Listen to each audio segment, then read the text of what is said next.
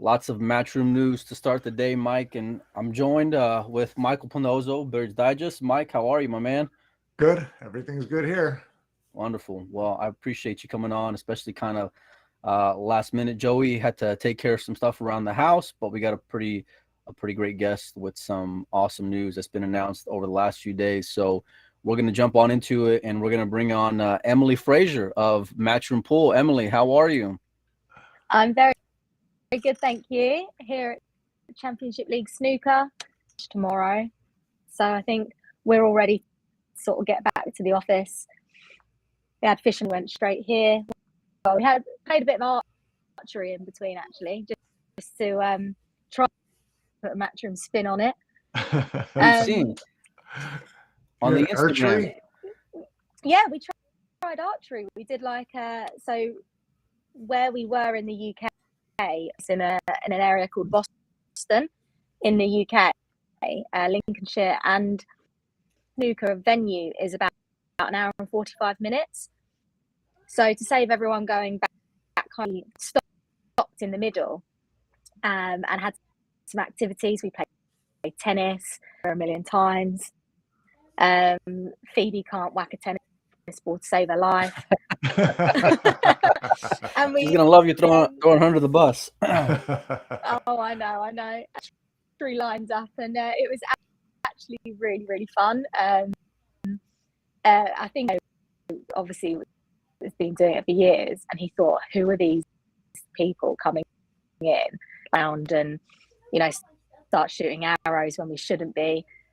But no, we had, and it's something that you sit in your mind, you go, oh, I wonder if this is something we could be doing. So we had a really good day, and then we came to the Championship League Snooker, and now we're just open really. So we're back into the office on Monday, and then a lot of us fly out Friday to start the build and start going. Open. So yeah.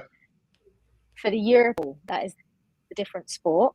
So we have to go fishing, snooker, and now into pool. So excited. We're really excited about it. So, never a dull moment. Yeah, what's it gonna take to get what's it gonna take to get Shane out there at one of those fishing events that Matchroom does? I think he looks at it, he goes, oh no, the fish are way too small for it's more like a festival. So we'll have like a live DJ play and like 5,000 spectators usually meant to turn up. We got about 2,000 and we were at noon. So it's more like they go to the food van, they go and can they come and watch Fishermania. But there's a 23-year-old kid who won it for 50. So it was a really good storyline. Really, really close, like the top couple of 100 grams in between them, in between each score. So to see, and it's nice to see that younger generation coming through on each of them, and then that teased us into sort of the SVB Junior Open. Yeah, that was a nice segue with the youngsters there. Yeah. Like a true professional. Yeah, right. Yeah, doing our job for us. Yeah, I like it. Look at that. SVB Junior. I mean, a Junior Open event, starting his legacy, and it's just that name, huge support and following. And do you know what? When I spoke to him about it, both sort of come up with the idea. He was just so excited. I see it when he talks about it. He gets excited. Like I'm not even lying to you. I'll show you my phone. Us going with us announcing this. He was texting me all night that night that we announced, saying, "Bruce, the field. We've got to make sure there's more juniors in. Emily, we can fill it up. Come on, let's." I'm like getting heart palpitations, thinking like, "Oh, should we?"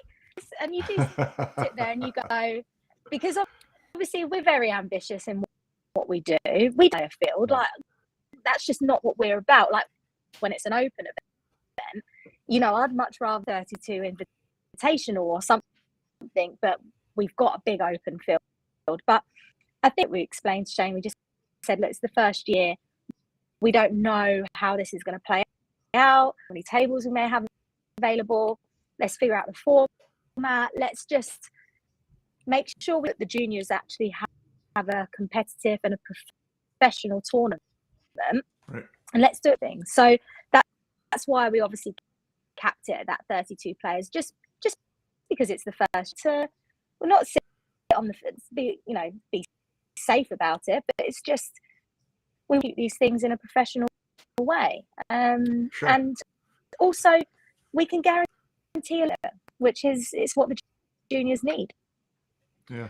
You brought up the format, and that was something that, looking over the poster, I wasn't able to go and get any information on. So is there any details you can inform some of these kids who may be trying to go and apply to get one of those 32 spots? What can they expect as far as a format for the SVB Junior Open? Nothing yet. It's one of those things. I'm not lying. I'm trying to get past the European Open and make sure that's that is okay.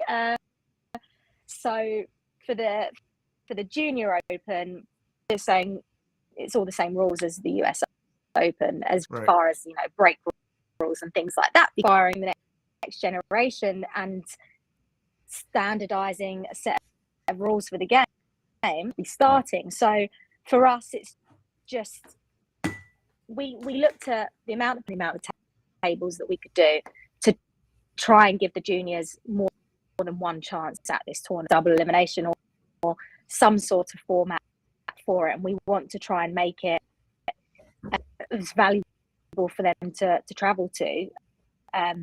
With us not having the entry, to be a lot more accommodating for them. So we will be see that we feel is good for the juniors to participate. Look, Shane Van Boning's co-promoting this, so we've got to run this stuff past him. We can't just stuff and pass the boss. And we can't just discuss it. Shane's the mix. We say this is what we're thinking. This is what the artwork's looking like. What do this is what the prize the prize money breakdown will be. What do you think? Putting that all through him, making sure he's happy, because he's a part of it. And what's just so good about this, and for so long we kept thinking, right, how do we bring the juniors into the mix? How do we Paul? So what do we do? And I've bounced a few ideas and approached different and approached different entities and said, we really want to do a junior event. We want, to be honest, we don't know what to do. We need some assistance. We need some guys, some advice on, are there any tournaments that you can qualify, champions that you can bring in, or just a bit more about the junior development happening. So we were reaching out to sort of different associations. We didn't really get anything back. So do you have any any list of juniors that you want to make sure get first crack at entering, or is this just going to be a wide open first ones what your entry fee are in? Are you dealing with different associations, say, recommend your top 2 or 3 juniors, or how are you trying to fill the field in such a way that it'll be representative of the best talent of juniors in the US? Good question. It's a very good question. And I think this is why we were really leaning on association on this. And unfortunately, we didn't really get anything back until the days prior. So for us, we had to move forward with us, otherwise this wouldn't have happened. Sometimes, there's a lot of talk about, so don't go pen to paper unless you just move forward with it. So the way that we'll be doing this tomorrow, we'll be announcing the entries open, and it will be first. Now, what we've done is we've said to SVB, we will send spots for you that you think are, good juniors that need to. But moving forward, this is certainly something that but to be honest with you, Mike, we've not had any guidance on it whatsoever. And there's only so many approaching people and saying, sure. What should we do? What should we Yeah, do? no, it's a shame. It's a shame you didn't get more happen. response. Yeah, it's a shame you didn't get more response, because there are, entities like, Shane's, he grew up in the VNEA as one of the associated. They have a junior program. The BCA just had its Billiard Education Foundation national championships. there's lists that you can pull from that would have top flight junior players that would make the field attractive, and you would hope the industry would be a little bit better about pooling their resources and getting together and saying, okay, here's how can we help, here's a list of juniors. Do you want us to contact them? Do you want the contact information, whatever? And it's something that really it's far enough out that I think we can still help get this done if you need help at this end. Well, aren't the entries going to be open tomorrow though? Yeah. Oh, is it tomorrow? The entries open tomorrow. Is that because obviously it's a free entry, that we need to, in order to guarantee, we need to have a proof of hotel reservation within 28 days of signing up. We'll actually turn up and participate to ensure that someone else doesn't miss out. That just going back to your question, Mike, is that if there was any sort of reach in it and it was too late, then we're a promoter who, in that way, where if we're planning something, this poster has been for 4 weeks, so it's not something we just knocked together 2 days ago. It's for 4 weeks, and the talk around a junior event has been in process. I've been to the event pre-COVID for the US Open, so we've been constant to do something. And again, it's always, well, we want to do something, but it's not coming back. So they can spend saying, what should we do? What should we do? Otherwise, it just never happens. Yeah. So sometimes you just grab the ball by the horns and say, well, okay, this is what we're doing. And it's going to be a 32-player open field. Unfortunately, it's either we do this or it doesn't happen at all. So I would love some sort of qualification, some process to ensure we are showcasing the best juniors, but it just doesn't, it's not actually realistic that that's going to happen. So, and we put, and we're happy with what we've gone with, and I encourage anyone to get in touch. But like I said, we had a process in system a couple of weeks open. This is how it's going to be. We don't just change things last minute. We've got to ensure that we're. No, that's fair, and I think the timing of it is pretty fantastic, especially given Shane's world championship win. He's kind of maybe in the twilight of his career, or talks about maybe retirement at some point. So like a cool transition to turn into a promoter, and what better way to go and do it than to bring on a junior event. This is going to be during the same time as the US Open is, right, Emily? So once the outer tables are done with, that's whenever the kids are going to be able to be playing out there? Correct. So my date's up alongside the European Open. So the US Open is October. So we're running the SVB Junior Open the 13th October. So by this 13th point, a lot of the tables will be and by us finishing the tournament on the 14th of October, for some of our television coverage to obviously pick up on the event. So even though it's a normal event where we've got it all set up and that's the event we're covering, we showcase it in the background, and I'll obviously be doing everything in order that we can show some of these juniors and some of these matches. So they're going to be on the main stage, and they're going to be showcased on. Will the championship match have any kind of special, will some be able to seat it on a table 2 type of thing, the whole match, or what? How do you plan on?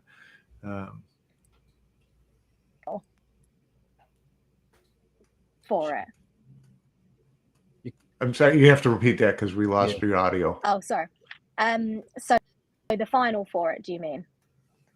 Yeah. Well, we're looking into it at the moment. We're looking into potentially set up for it. So you can actually watch the whole of the match if you're not there. I think that we're looking into the costs. We're going to try and see whether it's added in, as well as having obviously the main.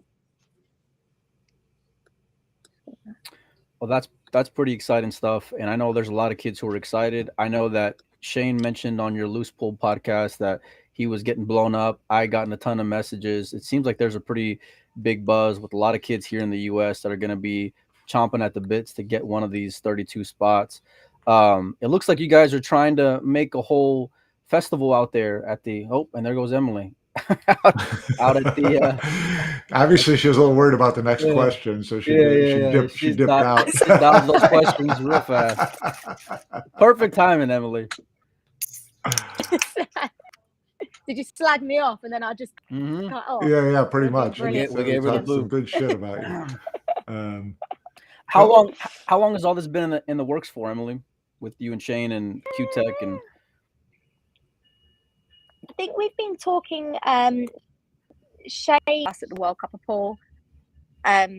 So we've, the World Cup of Pool was a time, figuring it out quite a bit and going through a few more details and things like that. The main partner is Q-Tech, and he was really sort of he was pushing for them to be a part of it. And at the same time, do you know what? They've been really great to work with. They've been really sort of straight away. They said, look, we want to put in half the, because when we first looked at this, we've obviously got costs that are attached to this. I'd much rather juniors to set up a stream for them than if you're looking at for $10,000 prize money.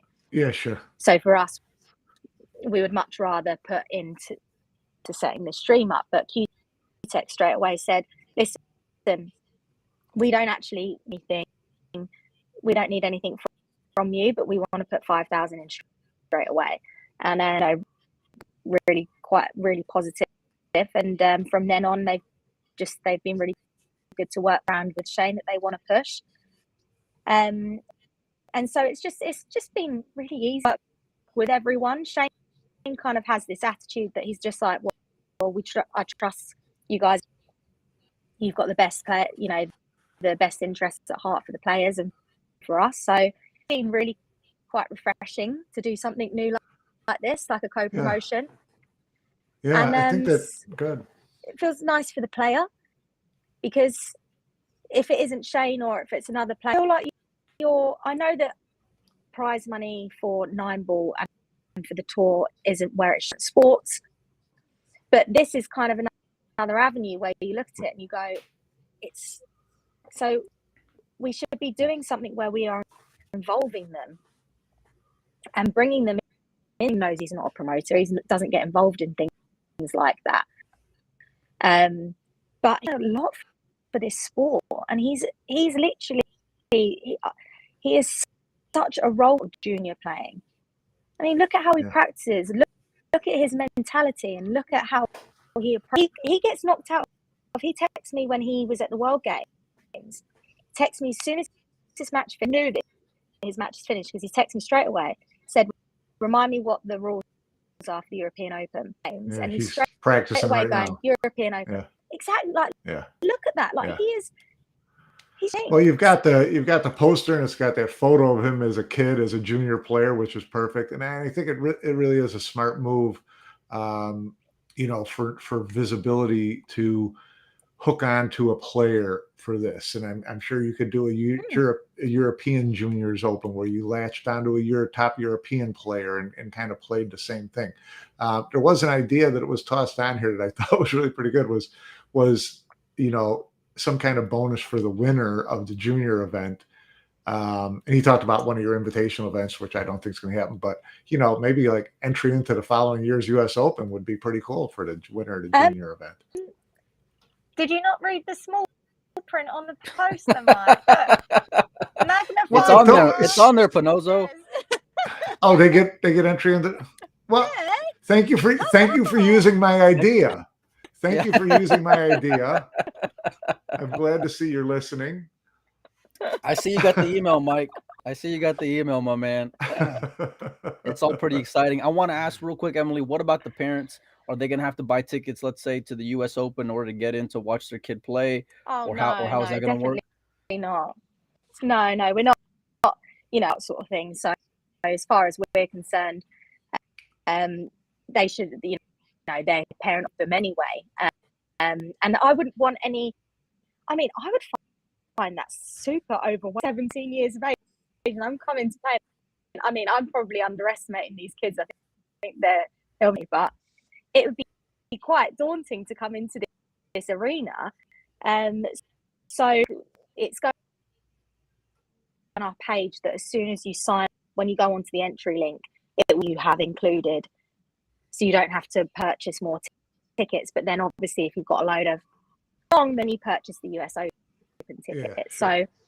So it will be a porn. I think we've been talking so much about coupling an amateur tournament along, and I'm actually just so glad that we sit on these things and we don't just rush into. We spoke.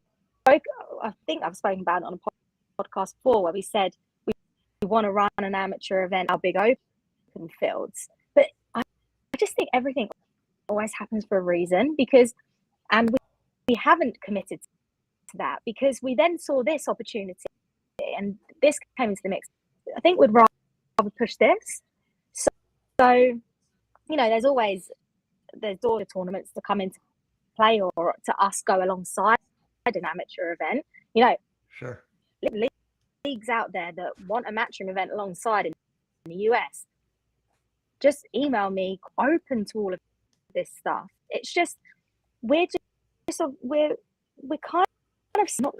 we are setting up for a 9-ball tour, but we can't do everything. So if people come into the mix, because that's how we work.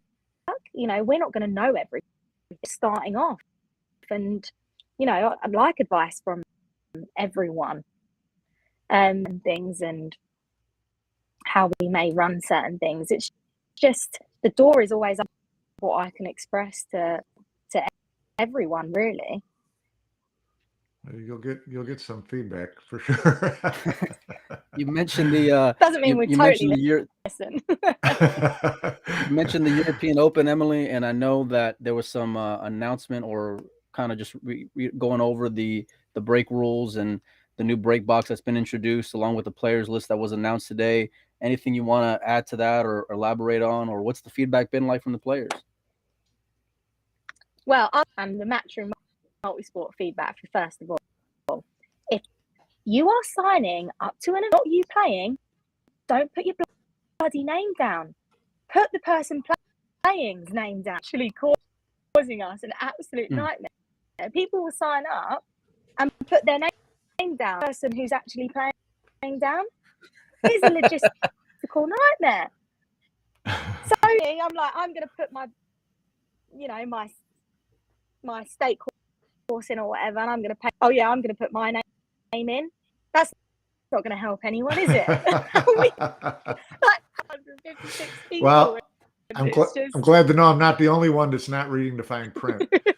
So no, it's just, listen, if that's our smallest little yeah, we announced the full list today. We've got I don't know if anyone really noticed, but obviously we've done 128 seeds versus the 128 unseeded.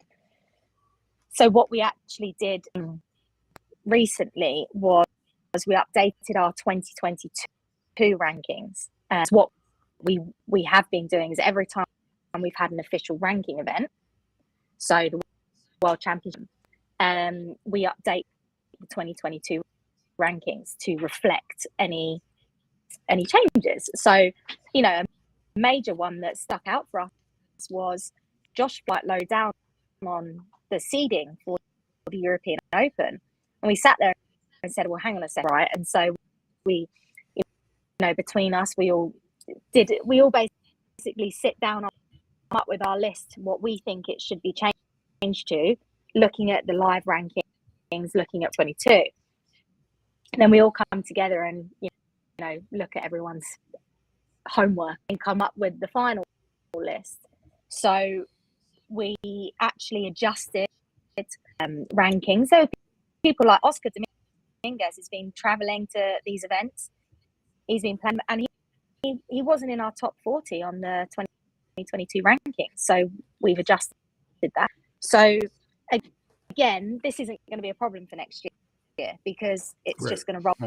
It doesn't mean we should ignore it, which is one thing that you did. And so we did amend a few of it, and so that's why the seeding, especially in that top 40 section, that's where we've really obviously, because we don't have a full rankings list, we've filled a few things in and just done it like that. So we're going to be doing the draw so then everyone can see what that draw is looking like. But you asked me about the break, didn't you? Yes, we did. What was the R&D? What was the R&D that went behind what ended up being the Breakbox decision? Oh my gosh! Do you know what? I'm gonna try and find something. I'm gonna try and find this. Hopefully, I'm gonna find it really quickly. So the World Cup was in June, right? June was after the UK Open, and it was after I went to Rooney. I'm just going through my pictures. Sorry. Going through my pictures. Can I just say, how great is this picture, though? Oh, that is pretty sweet. How cool is that? Yeah. Barry with the Austrians. Max and Barry Alvin. with the us. Yeah, it's like So these are the pictures. So, and we're all talking about the break and all of this, and I personally, the outer tables, and I've said this quite a few times, personally watch the outer tables at UK Open, a promoter, as a spectator, as a lover of the sport, as in you were watching the breaks, it just seemed flat, hit the ball, and we were watching some of the results and it didn't seem right. I knew something was wrong with it, and then we get to the last 16. You less notice it. Then you get to the World Cup pool, don't notice it as much because you hand rack. It's a different environment, but it's the same set of rules. Well, something's just not right, and so we do want to do across all of our events. We do want to do that, but right now we're it would be not do something right now because we've all recognized that something isn't right. So it doesn't mean we just some of the results just didn't seem like we were losing players so early on in the evening going out. Obviously there's upsets and players on days. I get that, but it just didn't seem that was the case. So, and again, I watched it and it wasn't enjoyable. You just watching the players, you could shut your eyes and you could kind of guess what was going to happen at the table after a break. So we sat down at the World Cup of Pool. Okay, well, how do we eliminate this and how do we make it better? And from a Matchroom standpoint, in the multi-sport team, someone said to us, I can't remember who, and we'd take away anything that's sort of happened like 5 years prior. Like I don't know what Matchroom or special events wanted at that point for Paul. We were doing 3 events. What we want now is we want to produce the true champion 9 ball, and we're only going to stick with 9 balls. So if anyone that talks about any other discipline, I'll close in the laptop and that's it. It's only 9 balls. Just get out your bloody head. But anyway, around with the sport or anything like that, what we have noticed that some spectator, it's not that we're sitting there and the players are complaining, they're complaining, and we're and change something. We have recognized that something isn't right, but we're also listening to pundits as well, who have been working on our events, who see events we trust. You know, Jeremy, Carl, even Rowley came to one of the tournaments. It's like we are listening, and we're also looking at it ourselves. And so we looked at it for the World Cup. So what do we want? We want the best players in the world, produce the champions. You win the World Championship, you've got to be the best bloody, and you've got to be breaking the best. You've got to be beating everyone. So the response back from some Iron, or well, lots of the players at the World Cup before was well, in order to do that, so we do want to make it tougher. If we want to do break and runs, and we want to where there's a prize for the 147, which is a break and run, why achieve?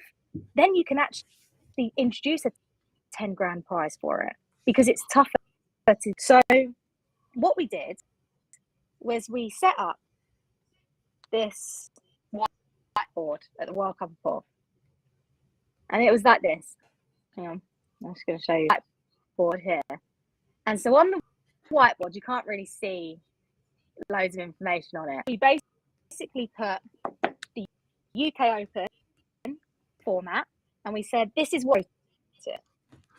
One on the spot, winner break, blah blah blah.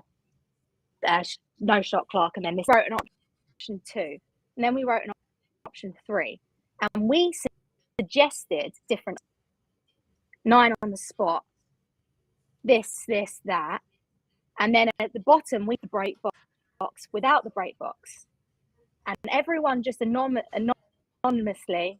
Now I'm not saying that we were going to just go with the main vote and treat to see, instead of going to an open room of players and people might not talk, like I was seeing some players, and I won't name names, you'd see some players who were very quiet, situations like this, who on their own would go to the whiteboard and they would go and vote. Make notes, yeah.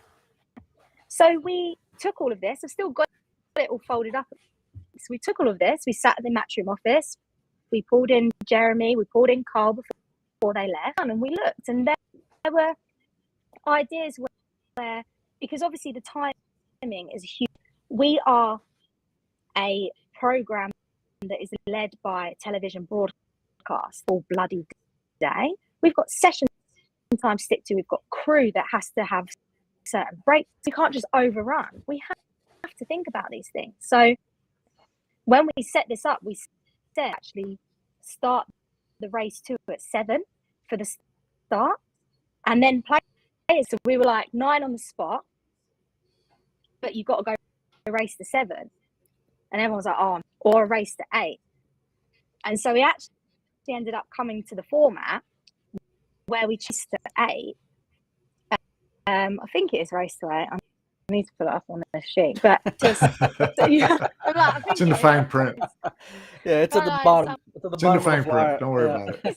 It's on this spreadsheet anyway. It's like, it's legit, but it's on this spreadsheet, and it's race 2 on the loser's side, because our concern is obviously when you get to that loser, drag out. So we lowered that race 2, and we made that very clear on this why we lower it. Then we increased it again for the losers qualification to get you into the that we thought that was the toughest for it, and that's the most important bit of it. So we that's how it all really stemmed from. Yeah. To be honest, like talking amongst themselves, and we were just, and then they were outside the office and we're just listening. Like I said, it's not like we were going to go, let's just go with whatever is the highest vote. What certain players were selecting different things, because again, you can't always listen. They have their own motive. They have their own agenda. Sure. And they have their own way. But again, what do Matchroom want? We want the highest quality. We want to produce the best players in the world. And the only way we can do environment exactly as that. And it should be the best break. No, I don't know. It can be absolute fucking shambles. No, you've got Scooby. But at least we're trying. We're not. Well, but the players have all put their input into this, so it can't be a shambles, I would think. And I just think, the most encouraging thing is about timing. Oh, timing, yeah. Yeah, and yeah. But I just think, the getting to a point where we can finally, hopefully in the next 5 iterations of whatever kind of rules and formats we come up with, get to one that's like, okay, for the next 5 years, this is not going to change. That would be a great day. Do you know what, Mike? It shouldn't have to. Shouldn't. We work on these other sports that, you go to like a netball event and you've got your rules, but you create a faster version of sure, of course, and you create that. You have snooker and they create a quicker form, but it's still the same rules. So we should be. I would love months that we will then start a full calendar year of the same rules. Like the Moscone Cup, it's race to 5. That should be the shortest race to 5 that we. It's got to be alternate break. So some of them are going to be, a shot clock, no shot clock. Should be the same breaking conditions, and that's what we want. But to be totally honest, we've got it right now, and I don't think that we should rest on that. It would be poor of us, because we should be able to set the standard and say, right, okay, no, why not try it out and see what happens along the way, and try out a few things, because ourselves thinking, why don't we try that? So I just think it's one of those things that, and no, we're not going anywhere. Let's try it for one event, and but trust me, I want the same as what everyone else wants. Let's just draw a line under it and say, fucking around with it. Right. That's it. Yeah. But well, that's what I mean. It's not right. We want to see that. We want to see that for the open events, particularly. Have them all standardized. Your invitational events, the Moscone Cups, the World Cup pool, of course. That to me is a great arena for you guys to tinker with possible changes, because those are wide open invitational events. They're made for TV. They're made for fast action and for turnaround and all that. So you can play with that. But I think what we're all looking for is for those open events, those main championship, Grand Slam events to be all uniform. And I think we're getting closer. Well, ranking events. Correct. Ranking events should all be considered. I totally agree with you. It's just, I just don't think we're not testing the waters to make sure. Like I said, we know what we want, and I think we now need to try and achieve that and find the best way to achieve that.